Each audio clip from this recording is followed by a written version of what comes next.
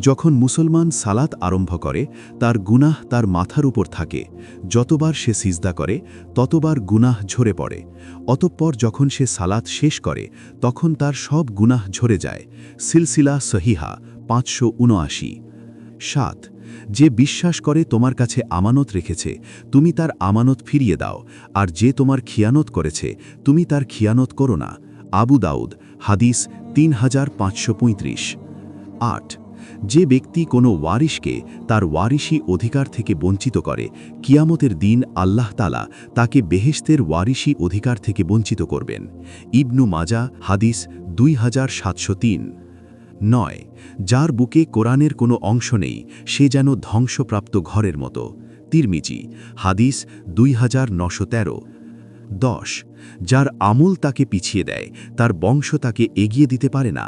Mishkat 194।